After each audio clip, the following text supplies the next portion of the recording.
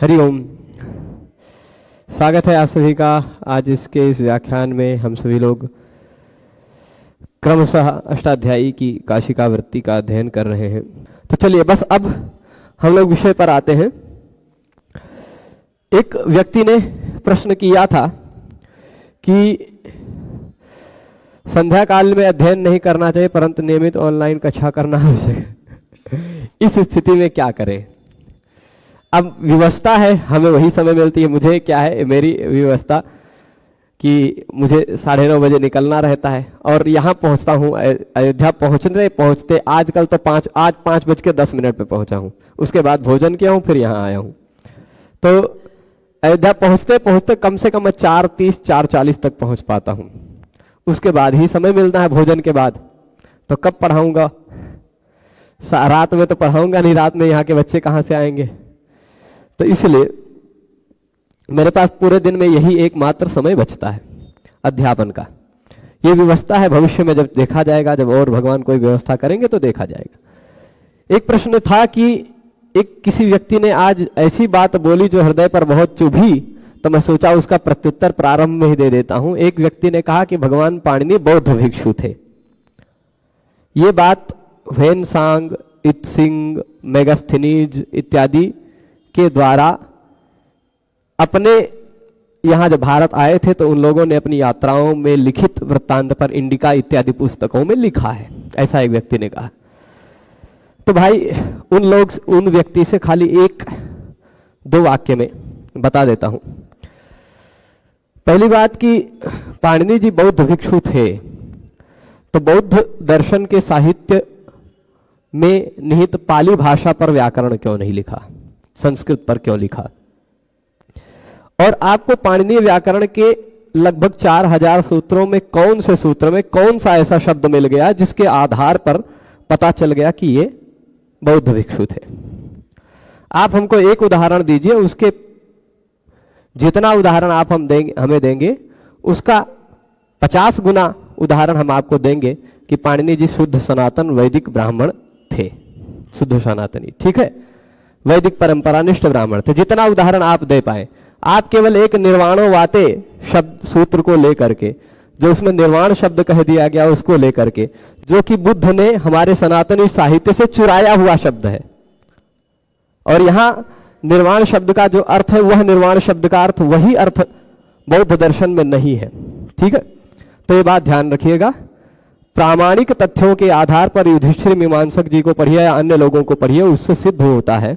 अब आजकल के हम विदेशी लोगों को क्या जाने भाई, कोई विदेशी गोबर व्यक्ति आकर के यहाँ कुछ थोड़ा बहुत अंग्रेजी के माध्यम से किसी के पढ़ाने से थोड़ा बहुत पढ़ लिया अपनी अल्प कलुषित बुद्धि से, वह व्यक्ति कुछ लिख रहा है, वो प्रामाणिक है कि जिस व्यक्ति ने अभी तक केवल व्याकरण के सूत्रों के लिए ही अध्ययन अध्यापन में काम दिया है, जो व्याकरण के सूत्रों को ठीक ठाक देख रहा है, उसकी बात प्रामाणिक है।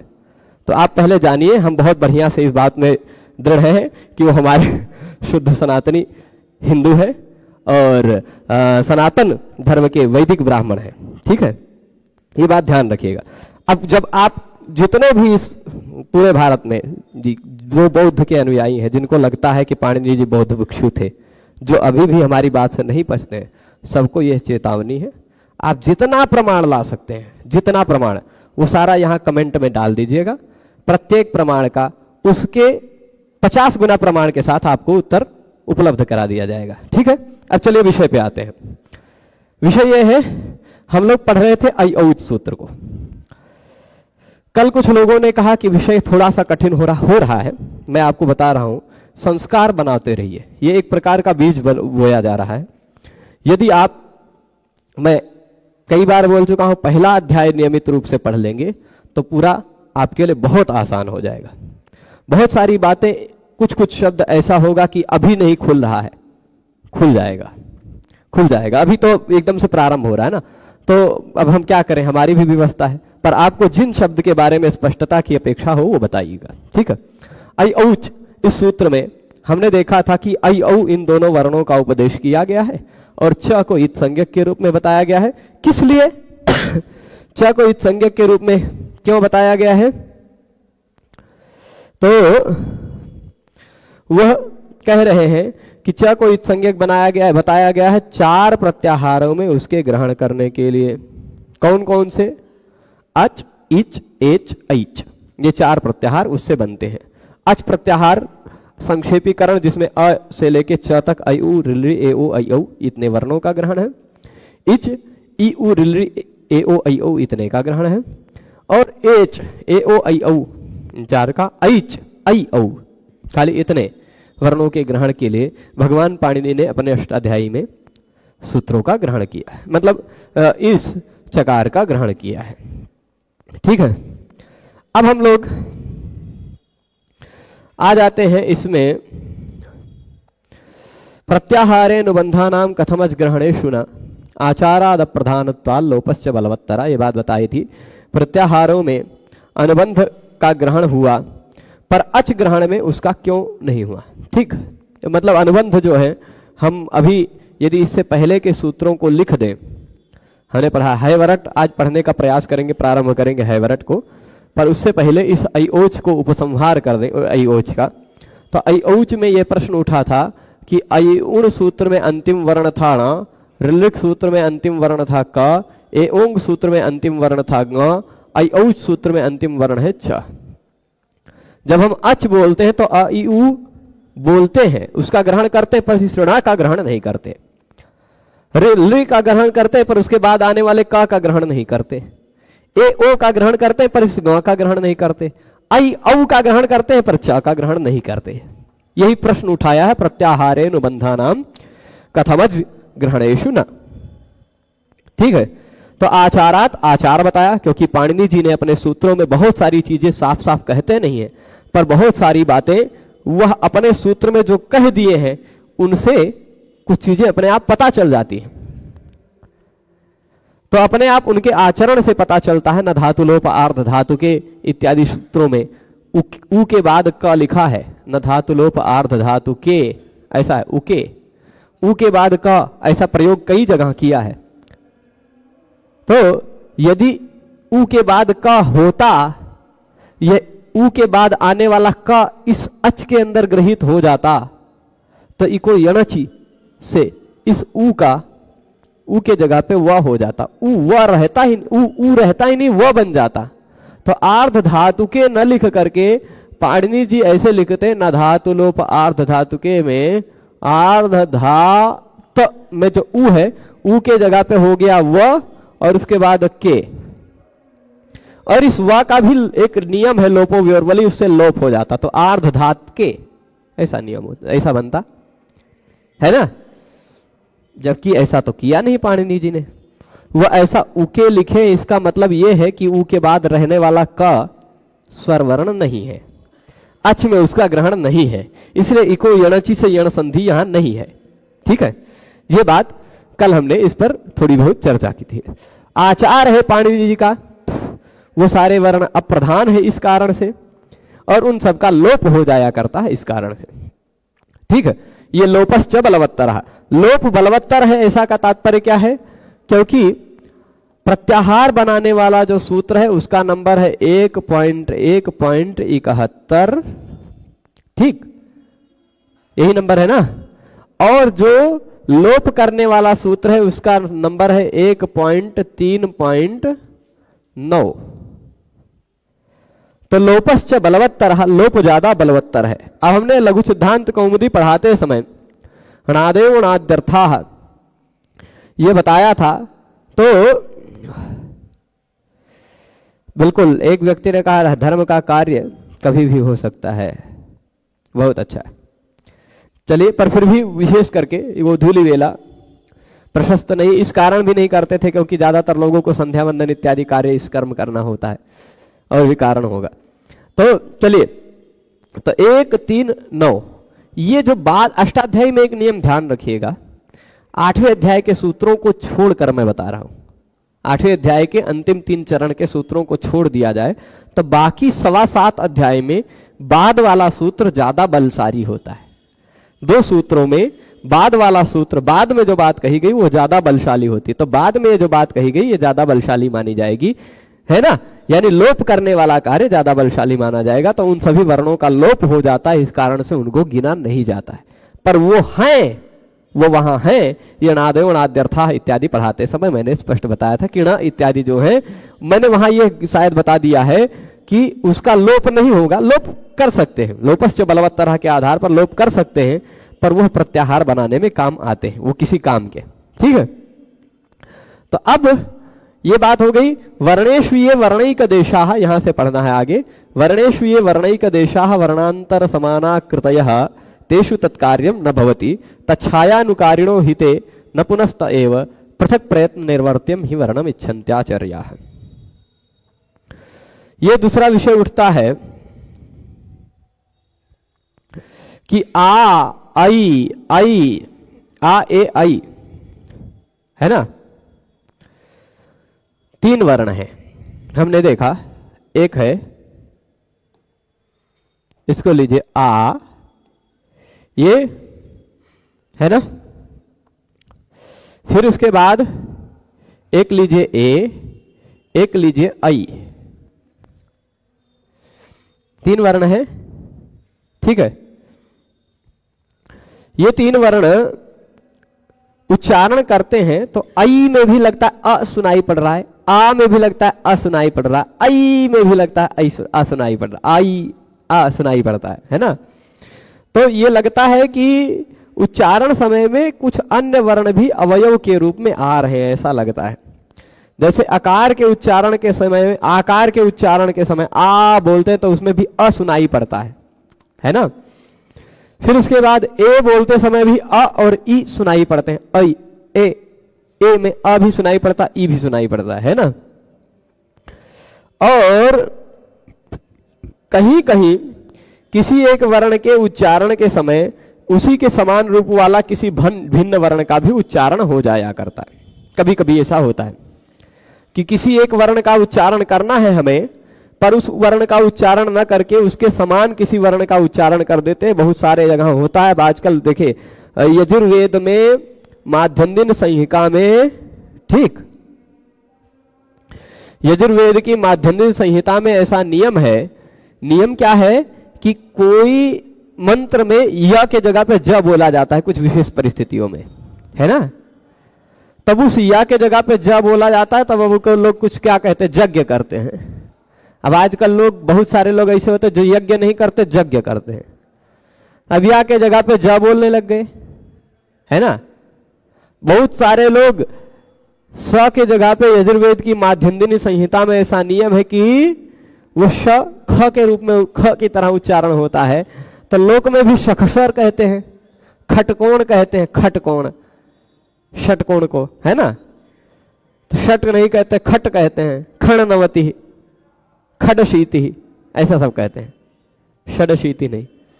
तो ये श को जो ख कहते हैं, ये सब कुछ एक वर्ण के स्थान पर कभी कभी दूसरे वर्ण का उच्चारण कर दिया करते हैं हम, उसके समान स्वरूप वाले। जैसे री के उच्चारण के समय हम कभी कभी र बोल जाते हैं, ठीक, लोक में ऐसा होता है, री बोलना है लेकिन र बोल जाते हैं। कृष्ण, कृष्ण, अब इसमें कृष्ण, बहुत सारे लोग कृष्ण बोल जाते हैं, कृष्ण, र, री के जगह र बोल जाते हैं, है ना। और उसी तरह आगे कहते हैं, कभी कभी री के उच्चारण के समय जैसे स्थान पर र का उच्चारण कर देते हैं, ल का उच्चारण करना है लेकिन हम उसके जगह पे ल का उच्चारण कर देते हैं, है ना, क्योंकि मिलता जुलता है। तो ऐसे ही, ऐसी स्थिति में मुख्य वर्ण के जो अवयवभूत वर्ण हैं, र में, री में लगता है कुछ लोगों को कि र और ई छिपा हुआ है, री में कुछ लोगों को लगता है कि ला और री छिपा हुआ है ना। ये बात ध्यान रखिएगा। कुछ लोगों को री में लगता है कि रा और ई है, और कुछ लोगों को री में लगता है कि ला है और उसके बाद री है। नहीं भैया, यह री अलग है और जो ऋलिक में ली है वह अलग है। अब संयोग से उसका शुद्ध आकृति न लिख पाने के कारण ला में री लगा दिया है और उसके उच्चारण भी कुछ ली इस तरह से मिलता जुलता है, लेकिन इससे और ला के बीच का उच्चारण वो है, ठीक है। तो अब ये ऐसा लगता है कि र और ई री बन गया, तो ऐसी स्थिति में मुख्य वर्ण के अवयवभूत जो वर्ण हैं उनके विशिष्ट कार्य भी मुख्य वर्ण के उपस्थिति में होते हैं। जैसे वने अत्र एक उदाहरण दिया, यहां पर ए का अवयवभूत ई है। अब देखिए दो चीज है, एक बात ये उठा रहे हैं, बढ़िया बात उठा रहे हैं, वने है उसके बाद अत्र है। कभी कभी दो वर्ण मिलाकर के, ये बात यहां समझेंगे अभी, वर्णेश ये वर्णिक देशा, वर्ण में कभी कभी वर्ण के एक देश भी रहते हैं।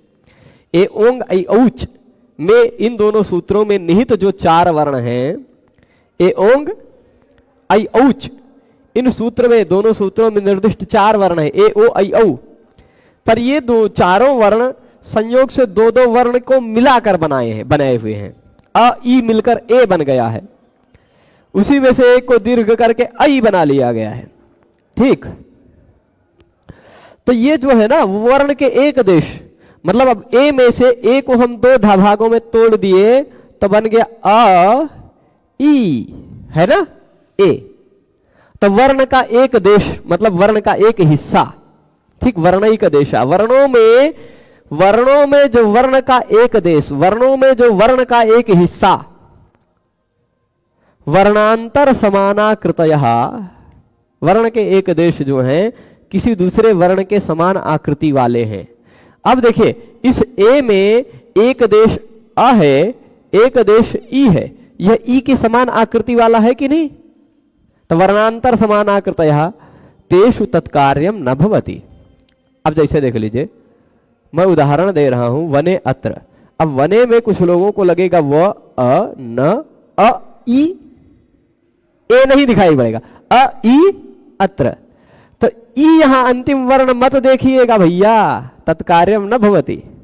जब ये दो वर्णों को मिला, दो स्वर वर्णों को मिलाकर एक स्वर बन गया है, एक स्वर वर्ण बन गया है, इसी तरह दो छोटा आ को मिलाकर एक बड़ा आ बन गया है, अ ई मिलाकर के जब ए बन गया है, ऐसे ही अ आ ई मिलाकर के आई हो गया है ना।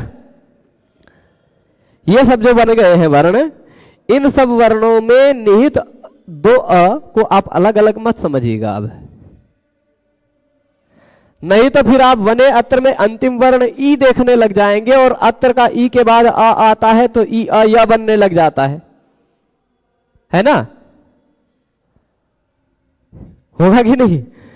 तो इको यवच इत्यादि करने लग जाएंगे। तो इसलिए तच्छायानुकारिणो ही थे, यहां जो ई दिखाई पड़ रहा है वह ई नहीं है, ई की छाया का अनुकरण कर रहा है। मतलब ई है पर ई के स्थान पर जो कार्य किया जा सकता वो यहां नहीं कर सकते हैं। ऐसा नहीं कह सकते कि ये सारे के सारे वर्ण ई है, ये आ है, ये उ है, ऐसा हम नहीं कह सकते। ओ में इस तरह से ऊ छिपा हुआ है तो हम नहीं कहेंगे कि ये ऊ है ना, बात समझ रहे हैं? तो अब जब हम ऊ के स्थान पर जो कार्य कर सकते वह ओ के स्थान पर नहीं कर सकते, जो काम हम ई के स्थान पर कर सकते वह काम हम ए के स्थान पर नहीं कर सकते हैं। ए में जो ई छिपा हुआ है वह उसकी छाया मात्र है, ऐसा मत समझिएगा कि वह ई ही है, यह अलग वर्ण बन गया है। ठीक है, क्यों? क्योंकि पृथक प्रयत्न निर्वर्त्यम ही वर्णम इच्छन्त्याचार्याः। यहां एक बात बता रहे हैं, ये वही के वही वर्ण नहीं है, ऐसा मत समझिएगा ये उसके छाया है। तो उसका उत्तर देते हैं कि नहीं, वर्ण में जो विद्यमान एक देश है उनके कार्य यहां पर नहीं होते। तो जैसा उच्चारण होता है, जैसे ए का उच्चारण हुआ तो वहां पर ए के उच्चारण में ऐसा हम नहीं कहेंगे कि यहां पृथक रूप से अ और ई ये दो वर्ण निहित हैं, यहां ए है एक के वर्ण है, ऐसा कहेंगे। ठीक है, ये बात समझ रहे हैं? तो अब यदि ऐसी बात हो गई तो छात्र ये प्रश्न उठने के बाद फिर एक अलग प्रश्न उठा सकता है। छात्र क्या प्रश्न उठा सकता है कि पितृ और नाम, पितृ नाम, मिन्ना की जगह पे ण हो जाएगा। तो कहेंगे नहीं, है प्रश्न बहुत सारे इसमें। नुड विधि लादेश विनामेशु, आचार्य लोगों का मानना क्या है, हमारे जो पाणिनि इत्यादि आचार्यों का मानना यह है कि जितने भी वर्ण हैं उन प्रत्येक वर्णों के उच्चारण में अलग अलग प्रयत्न करना पड़ता है। ई के उच्चारण में अलग प्रयत्न है, ए के उच्चारण में अलग। यद्यपि विभृत ही है पर बोलने का के लिए हमें अलग आयास करना पड़ता है ना। तब कह रहे हैं कि नुड विधि लादेश विनामेशु ऋकारे प्रतिविधातव्यम। अब नुड विधि एक है, लादेश है, विनाम है। ये सारी चीजें अभी नहीं समझ में आएंगी आपको, खाली इसे सुन के रख लीजिए संक्षेप में, सारी चीजें नहीं आएंगी। मूल रूप से ऐ औच तक आप बात समझ गए हैं, तो मूल रूप से समझने वाली बात है कि ऐ औच तक हमने 9 वर्ण देखे। वो 9 वर्ण है 9 स्वर वर्ण, ठीक, 9 के 9 स्वर वर्ण। ये थोड़ा सा है, इसमें थोड़ी गहराई में उतरना पड़ेगा। चल पर अब क्ता प्रत्यय बताए, क्ता क्तवतु लादेश कृपोरोला तस्माद नुडेहला, ठीक है, नुड विधि लादेश और फिर उसके बाद विनाम, ठीक है। तो एक प्रश्न है कि पितृ और नाम, यहां पर री के बाद ना को ना हो जाना चाहिए, ठीक, पर ना के जगह पे ना एक ऐसे लिखता हूं, लिख करके बताना पड़ेगा। पितृ और नाम बनता है पितृणाम, पितृणाम ना को ना हो जाया करता है। पर ना को ना करने वाले सूत्र में, ना को हणा करने वाले सूत्र में है क्या, ना को ना करने वाले सूत्र में रसाभ्याम नोण समान पदे, र और श के बाद आने वाले ना कोणा होता है, री के बाद आने वाले ना कोणा करने के लिए मूल रूप में सूत्र नहीं। हालांकि रिवर्णात् नस्यणत्वम वाच्यम वार्तिक है, इस वार्तिक से काम चलता है। तो ये हो जाएगा, थोड़ा सा कठिन हो जाएगा, है ना।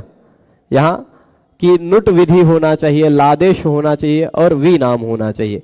इन सब जगह पर ऋकार का ग्रहण करना पड़ेगा, इसलिए ऋकार का विधान है।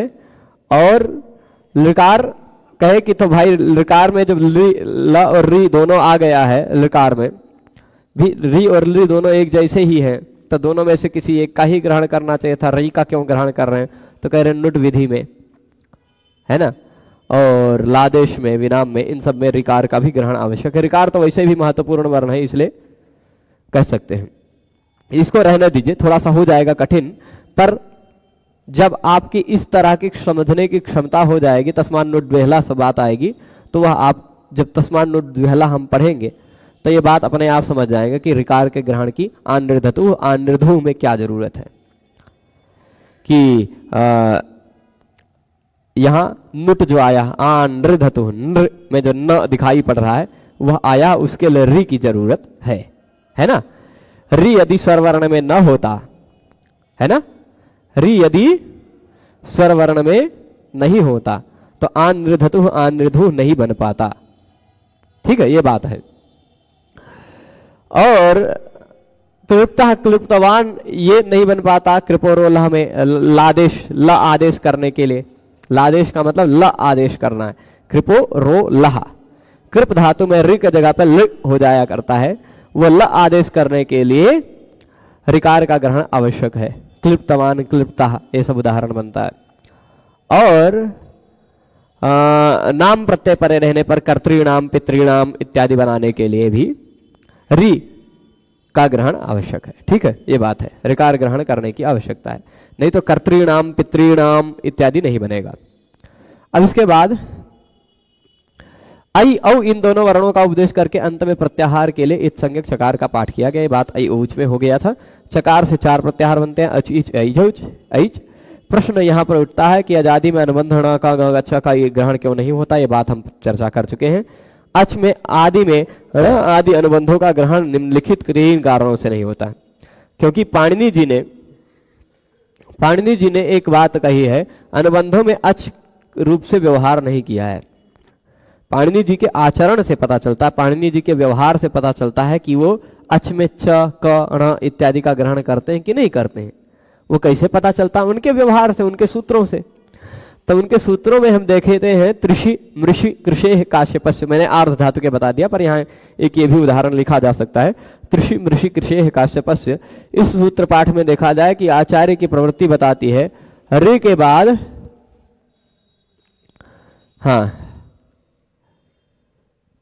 ये ई के बाद फिर से क आ रहा है, ई के बाद क आ रहा है। ऋ का क यदि अच में आता तो ई के बाद क आने के कारण ई को यण नियम लगने जाता है, यण संधि होने लग जाती है। तो ई के बाद क आया, ऐसा देखने के कारण यहाँ देखिए, यहाँ आचार्य की प्रवृत्ति ज्ञापित करती है कि इन क आदि अनुबंधों का ग्रहण अच में नहीं होता। ठीक है, देखिए ई है यहाँ शी में और फिर उसके बाद क है, ई के बाद का आता है, यदि का स्वर वर्ण होता तो संधि का हो जाती, ई और क में संधि हो जाती है ना। तो पाणिनि जी ने दिखाया है यहाँ संधि नहीं की है, इससे पाणिनि जी ये बताना चाहते हैं कि ई तो स्वर वर्ण में गिनना है लेकिन क को नहीं गिनना है। ठीक है, गिनना होता तो वो संधि कर देते, अपने नियम का खुद ही पालन कराते। तो वर्णों का ज्ञान कराना मुख्य कर्म है तथा प्रत्याहारों के लिए अनुबंधों का उपदेश गौण उद्देश्य है। वर्णों का ज्ञान कराना ही मुख्य उद्देश्य है। सूत्रों में ये जो अयोण ऋलिक इत्यादि सूत्र हम पढ़ रहे हैं, इन सूत्रों का मुख्य उद्देश्य क्या है? आपको ये बताना कि संस्कृत में कितने वर्ण हैं, यही बताना मुख्य उद्देश्य है। तो यदि यह बताना मुख्य उद्देश्य है कि कितने वर्ण हैं, यही तो बताना मुख्य उद्देश्य है ना। तो अब ऐसी स्थिति में वर्णों का ज्ञान ये मुख्य है, उसमें प्रत्याहार बनाना तो कौन उद्देश्य है? प्रत्याहार बनाना उतना जरूरी नहीं जितना वर्णों का उपदेश करना है ना। तो प्रत्याहारों के लिए अनुबंधों का जो उपदेश करना वो बहुत गौण है। प्रत्याहार बनाने के लिए जो हमें ण क ङ च इत्यादि प्रयोग करना पड़ा है शॉर्टकट में करने के लिए, वो थोड़ा गौण है, बहुत उतना मुख्य नहीं है। इसलिए अनुबंधों में अच का ग्रहण नहीं होता है, अनुबंधों का अच में ग्रहण नहीं होता, अनुबंधों का जो ण क ङ च इत्यादि है उनका अच ग्रहण नहीं होता। लोप कार्य सभी कार्यों से अधिक बलवान होता है, अतः अनुबंधों का ग्रहण अच वर्णों में नहीं होता क्योंकि लोप हो जाता है। ठीक है, तो कह रहे हैं वर्णों में अन्य वर्णों की आकृति के समान जो वर्णों के अवयव होते हैं उनमें अन्य वर्णों के कार्य नहीं होते। जैसे यहां उदाहरण दिया था वने अत्र, यहां अ और ई है, ए में जो छिपा हुआ अ और ई है उसको ऐसा मत समझ लीजिएगा कि यहां ऐसा है व अ न अ ई, ऐसा मत समझ लीजिएगा वने में। ये अ ई जो है ना, ये अब स्वतंत्र रूप से एक वर्ण बन गया है ए। यदि ई मानने लग जाएंगे तो ई और अ के बीच में संधि कार्य हो सकती थी, वह नहीं होगी। ठीक है, बात समझ रहे हैं? यही मुख्य रूप से बात थी अयोच तक में। अब आते हैं, यहां तक हमने 4 सूत्रों में स्वर वर्णों को पढ़ा। ठीक है, यहां तक के 4 सूत्रों में हमने स्वर वर्णों को पढ़ा। अब जो स्वर वर्ण है उन सभी स्वर वर्णों में आगे आने वाले 10 सूत्रों में हम लोग अब पढ़ेंगे व्यंजनों को, हल वर्णों को। वहां से सूत्र शुरू होता है सूत्र ह य व रट, ह य व रट, है ना। अब हयवरट सूत्र से जो प्रारंभ हो रहा है विषय, यहां से व्यंजनों का वर्णन प्रारंभ हो रहा है। तो कह रहे ह य व र इत्येतान वर्णान उपदिश्य, इन 4 वर्णों का उपदेश इस सूत्र में है। कितने वर्ण है इस सूत्र में? तो कह रहे 4 वर्ण, ह य व र इत्येतान वर्णान, इन वर्णों का उपदिश्य उपदेश किया। पहले इन 4 वर्णों का ह य व र 4 वर्ण दिखाई पड़ रहे ना साफ साफ आपको, ह य व र, यही 4 है ना। तो इन 4 वर्णों का उपदेश किया पहले, और पूर्वांश और पूर्व के वर्णों का भी उपदेश किया। पूर्व के वर्णों का क्यों कह रहे हैं? क्योंकि इसमें ट के साथ इन चारों में से किसी के साथ प्रत्याहार नहीं बनेगा। टा का प्रत्याहार अयुण के आ से खाली बनता है अट प्रत्याहार, खाली एक ही। इस टा का अंत में किसको देखिए, 4 वर्णों का उपदेश किया और पूर्व के भी वर्णों का 9 स्वर वर्णों का, मतलब कुल मिलाकर 13 वर्णों का उपदेश करने के बाद अंते टकारम इतम करोति। 13 वर्णों के उपदेश के बाद अंत में भगवान पाणिनि ट को इत्संज्ञक करके रखते हैं। ट को इत्संज्ञक क्यों कर रहे हैं? टकारम इतम करोति, टकार को इत क्यों कर रहे हैं? प्रत्याहारार्थम, प्रत्याहार बनाने के लिए। कौन सा प्रत्याहार बनाना है? तो कह रहे हैं एक ही प्रत्याहार बनता है, केवल एक ही। तो देखिए जी, पहुंच जो कोई भी करेंगे वो पहुंचेगा जी। मैं कह रहा हूं कि आज थोड़ा सा ये अयोध्या में आजकल थोड़ी भीड़ के चलते है दिक्कत कि नेटवर्क बहुत शनैश्चर हो गई, शनैश्चर जिसको कहते हैं। आज वैसे भी दिन भी शनैश्चर, आज नहीं कल है, कल दिन शनैश्चर है, पर नेटवर्क आज शनैश्चर हो गई है, धीरे चल रही, बीच बीच में अटक अटक के आ रही है। ठीक है, जो भी पढ़ा रहा हूं उसकी साथ साथ रिकॉर्डिंग भी होती है, रिकॉर्डिंग उपलब्ध हो जाएगी आप लोगों को। तो अब अंते टकारम इतम करोति, अंत में टकार को इत्संज्ञक के रूप में कर रहे हैं प्रत्याहार बनाने के लिए। उस प्रत्याहार का ग्रहण होता है केवल एक वर्ण के साथ। तस्य ग्रहणम भवत्येकेन, उसका ग्रहण होता है केवल एक वर्ण के साथ। कौन से वर्ण के साथ? छोटी सूत्र में अट के साथ। अट कुप्पांग नुम विवायेपी में भी अट के साथ, आ के साथ, आ के साथ ट का ग्रहण होता है। केवल एक ही प्रत्याहार बनाते हैं। तो अब तक हमने जाना कि कुल मिलाकर के कितने प्रत्याहार 5 सूत्रों में बन गए। बनाए तो और भी जा सकते थे भाई, अट बना तो इट भी बनाया जा सकता था, उट भी बनाया जा सकता है, रिट लिट कुछ भी बनाया जा सकता है। परंतु पाणिनि जी ने, भगवान पाणिनि ने एक ही प्रत्याहार बनाया। अयुण से 1, रिलिट से 3, एकम त्रीणि पुनश्चैकम चत्वार्येकम त्रयम चतुः, आगे आएगा श्लोक। जब अंतिम में सारा बता देंगे तब हम पूरा बताएंगे। ठीक, एकम त्रीणि पुनश्चैकम चत्वार्येकम त्रयम चतुः, ऐसा करके आएगा। अभी आगे देखेंगे। तो यह है कि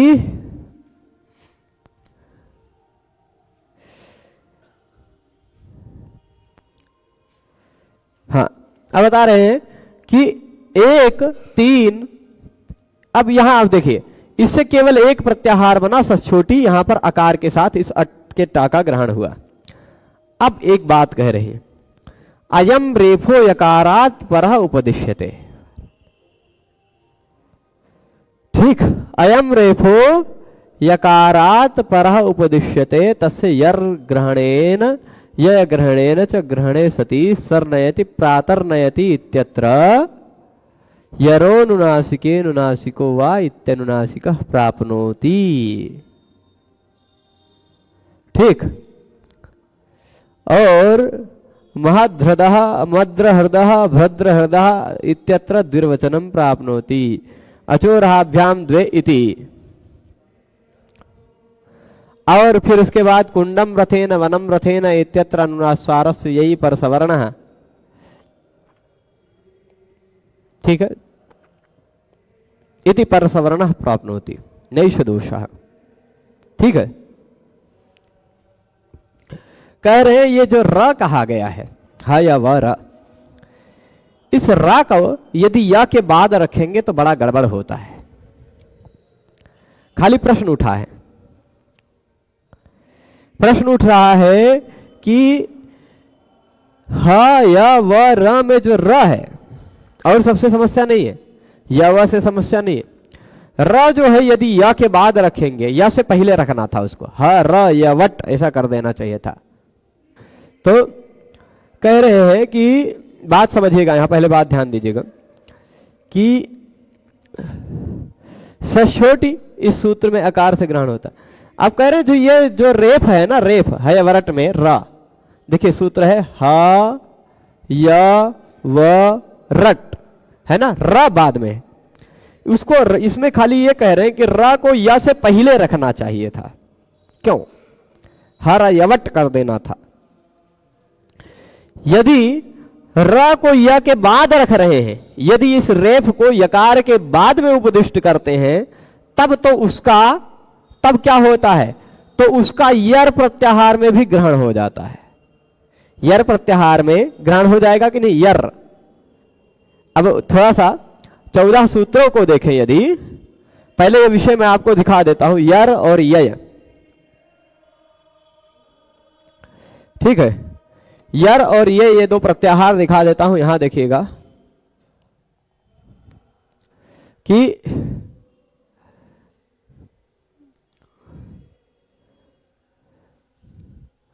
ये माहेश्वर सूत्र यहां निकालते हैं, शिव सूत्राणी।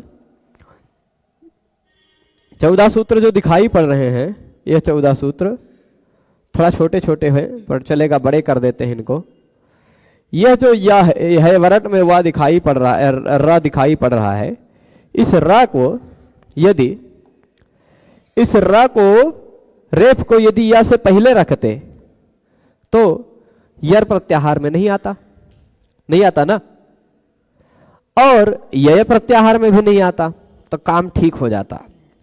या के बाद रखने के कारण, या के बाद रखने के कारण जब हम यर प्रत्याहार बनाते तो य व र ल य म ग ण न झ भ घ ढ ध ज ब ग ड द ख फ छ ठ थ च ट त क प श श श, यहां तक आता है यर, है ना, सशर के र तक। तो यर यानी हय वरट से शुरू करके, देखिए यहां के ए भाई, हय वरट के या से शुरू करके सशर के र तक यह यर प्रत्याहार चलता है, तो उसमें र भी आ जाता है ना। और उसी तरह या के से हैवरट के या से शुरू करके कपय के या तक य प्रत्याहार चलता है, उसमें भी र आ जाता है। आ जाता है कि नहीं? य में भी र आ जाता है और यर में भी र आ जाता है, जबकि दोनों में आवश्यकता नहीं है र की। ऐसा विषय उठाते, क्यों आवश्यकता नहीं है? क्योंकि यर प्रत्याहार में जब आता है, पहले यर वाली बात बता देते हैं। एक उदाहरण दिया, उदाहरण क्या दिया है? स्वर नयति, इसी तरह प्रातर नयति,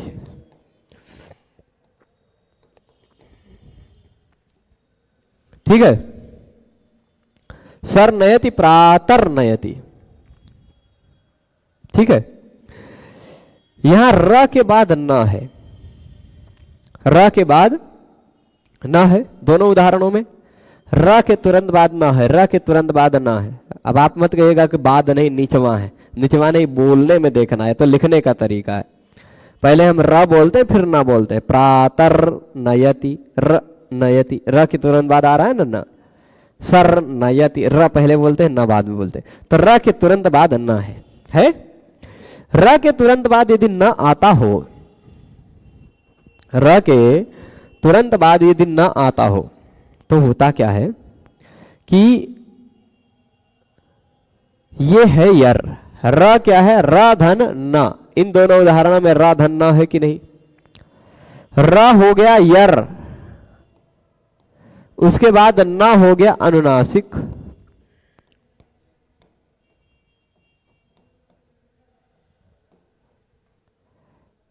यर वर्ण के बाद यदि अनुनासिक वर्ण आता हो, यर मतलब यवर अला यमगना न झ भग ढ ध ज बग ड द ख फ छ ठ थ च ट त क प श श ह, नहीं क प श श तक, ह के सिवाय कोई भी व्यंजन, ह के सिवाय कोई व्यंजन के बाद यदि अनुनासिक आता हो, तो ह के सिवाय के उस व्यंजन के स्थान पर भी अनुनासिक ही हो जाया करता है। अब बताइए, रा को अनुनासिक करिए, रा के स्थान पर कोई अनुनासिक हो पाएगा? यरोनुनासिके अनुनासिको वा से अनुनासिक होने लग जाएगा। पर रा तो अनुनासिक होता ही नहीं है, तो रा को अनुनासिक करने की जरूरत ही नहीं है, जरूरत ही नहीं है। तो क्यों इसको यर में ग्रहण किया गया? यर में ग्रहण की आवश्यकता नहीं थी। ये एक बात हो गई। दूसरी बात, यह वाला उदाहरण देते हैं, हाँ कौन सा है, र वाला उदाहरण जो दिया है रथेन, उसके पहले अनुस्वार लगा देंगे। तो ये कौन सा उदाहरण दिया है, हाँ कुंडम रथेन वनम रथेन, ये उदाहरण देखिएगा। मद्रहृद भद्रहृद इत्यत्र द्विर्वचनम प्राप्नोति। तो मद्रहृद भद्रहृद, तो र के जगह पे डबल हो जाता, मद्रहृद में भद्रहृद में, ठीक है। तो ये द्वित्व होने की भी बात आ जाती है जो कि नहीं हो पाएगी। प्रातर्नयति स्वर्नयति में ना रा को अनुनासिक हो रहा है जो कि नहीं हो सकता। मध्यहृद भद्रहृद में द्वित्व हो सकता है लेकिन नहीं हो सकता, मतलब होने लगेगा लेकिन नहीं हो सकता। इसी तरह कुंडम रथेन वनम रथेन में ये अनुस्वार है, अनुस्वार है ना, दिख रहा है। इस अनुस्वार के बाद यय आता हो यदि, तो अनुस्वार से यही पर सवर्ण से परवर्ण का सवर्ण कोई आ जाता है अनुस्वार के जगह पे। अब रा का कौनो सवर्ण होता ही नहीं तो अनुस्वार का कौन सा सवर्ण लेके आएंगे,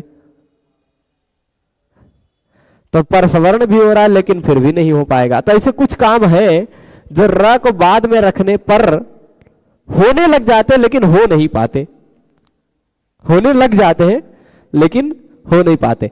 स्वर्नयति प्रातर्नयति इत्यादि कार्यों में यरोनुनासिक अनुनासिको वा से अनुनासिक होने लग जाता है। मध्यहृद भद्रहृद जिसमें द्वित्व होने लग जाता है अचोराभ्याम द्वे सूत्र से पहले, है ना। और कुंडम रथेन वनम रथेन में अनुसार से यही परसवर्ण से परसवर्ण प्राप्त होने लग जाता है, ठीक है। ये सारा काम होने लग जाता है। तो अब हाँ आओ भैया, ये हो गई यरोनुनासिक अनुनासिक हुआ। अब कह रहे हैं कि आकृतौ पदार्थे ये कोई दोष नहीं है। बहुत सारे काम ऐसे हो जाते हैं जो होने तो लगते हैं पर नहीं हो पाते। बहुत सारे कार्य ऐसे हैं जो होने तो लगते हैं पर नहीं हो पाते हैं। तो ऐसी स्थिति में क्या करना चाहिए, ऐसी स्थिति में कोई दोष नहीं भाई। जब रा का कोई अनुनासिक वर्ण उसका कोई सवर्ण है ये नहीं रा का, तो नहीं होगा, कोई दिक्कत नहीं। ऐसे बहुत सारे काम होते हैं जो एक साथ बता दिए जाते हैं सबके लिए, पर उसमें से कुछ वर्णों के स्थान पर वो नहीं हो पाते, तो नहीं हो पाते, क्या दिक्कत है, वो कोई दोष नहीं है। नैष दोषः ये बता रहे कि वह कोई दोष नहीं है। आज थोड़ा देर हो रहा है और कुछ लोगों को स्पष्ट दिखाई भी नहीं दे रहा है, थोड़ा नेटवर्क की भी दिक्कत है, तो विषय ज़्यादा न बढ़ाते हुए आज रोकते हैं। इस विषय को आगे पढ़ा जाएगा कल, और आज थोड़ा सा इंटरनेट की शिकायत कर लें कि 2-3 दिन से ये थोड़ा थोड़ा बीच बीच में दिक्कत कर रहा है, ठीक है।